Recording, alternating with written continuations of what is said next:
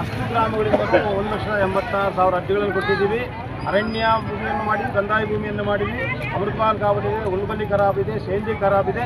ಈ ಥರ ತರೇಬರಿಯ ಕಂದಾಯ ಮತ್ತು ಅರಣ್ಯ ಭೂಮಿಯನ್ನು ನಾವು ಸಾಗುವಳಿ ಮಾಡ್ಕೊಂಡಿದ್ದೀವಿ. 1,86,000 ಕೊಟ್ಟಿಲ್ಲ, ಕೇವಲ 19,000 ಜನರಿಗೆ ಮಂಜೂರು ಮಾಡಿ ಉಳಿದವರನ್ನು ವಂಚನೆ ಮಾಡಲಿಕ್ಕೆ ನೋಡ್ತೀವಿ.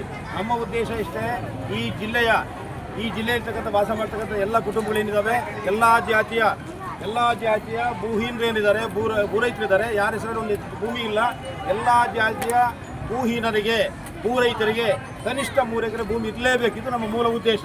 ಇದನ್ನು ನಾವು ಸಾಕಾರಗೊಳಿಸಲಿಕ್ಕೆ ಈ ಜಿಲ್ಲೆಯ 948 ಗ್ರಾಮಗಳು ಸುತ್ತಾಡ್ತೀವಿ. ಇವತ್ತೇನಿದೆ ಸ್ವಾಮಿ ಸನ್ನಿಧಿಯಲ್ಲಿ ಜಾತ್ರೆಯಲ್ಲಿ ಕರಪತ್ರ ಚಳವಳಿಯನ್ನು ಆರಂಭ ಮಾಡ್ತೀವಿ. ಇದು ಈ ಜಿಲ್ಲೆಯ ಮನೆಗೂ ತಲುಪಿಸ್ತೀವಿ. ಈ ಜಿಲ್ಲೆಯ ಮನೆ 1,86,000 ಜನ ಬಡಿದೆಬ್ಬಿಸಿ ನಾವು ಜಿಲ್ಲಾಧಿಕಾರಿ ಕಚೇರಿ ಹತ್ರ ನಾವೇನು ಹೇಳಿದ್ವಿ, ಹಣ ಇದು ಇತ್ಯರ್ಥವಾಗೋವರೆಗೂ, ಕೊನೆಯ ತೀರ್ಮಾನ ಆಗೋವರೆಗೂ ಇಲ್ಲಿಂದ ಸಭೆಗಳನ್ನು ಕೇಳಿದ್ವಿ. 35 ವರ್ಷಗಳಿಂದ ನಿಮಗೆ ಕಥೆಗಳನ್ನು ಕೇಳಿದ್ದೀವಿ. ಎಲ್ಲ ಪಕ್ಷಗಳು JDS, BJP, ಕಾಂಗ್ರೆಸ್ ಸಮಾನವಾಗಿ ನಮಗೆ ಮೋಸ ಮಾಡಿದ್ದೀರಾ. ಇನ್ನು ನಿಮ್ಮ ಮೋಸವನ್ನು, ವಂಚನೆಯನ್ನು ನಮಗೆ ಗೊತ್ತಾಗಿದೆ. ನಿಮ್ಮ ತಂತ್ರ ಏನಾದರೂ ಗೊತ್ತಾಗಿದೆ. ಇನ್ನು ಮುಂದೆ ತಾಲೂಕ್ ಪಂಚಾಯತ್ ಚುನಾವಣೆ ಬರ್ತಾ ಇದೆ, ಗ್ರಾಮ ಪಂಚಾಯತ್ ಚುನಾವಣೆ ಬರುತ್ತೆ, ಜಿಲ್ಲಾ ಪಂಚಾಯತ್ ಚುನಾವಣೆ ಬರುತ್ತೆ. ಈ ಚುನಾವಣೆಗಳಲ್ಲಿ ನಿಮಗೆ ಪಾಠ ಕಲಿಸ್ತೀವಿ. ಈ ಕೂಡಲೇ ನೀವು ಎಲ್ಲ ಶಾಸಕರು, 6 ಜನ ಶಾಸಕರು ಸಭೆಗಳನ್ನು ಕರಿಬೇಕು. ವಾರಕ್ಕೊಂದ್ಸರಿ ಸಭೆ ಕರಿಬೇಕಂತಿದೆ.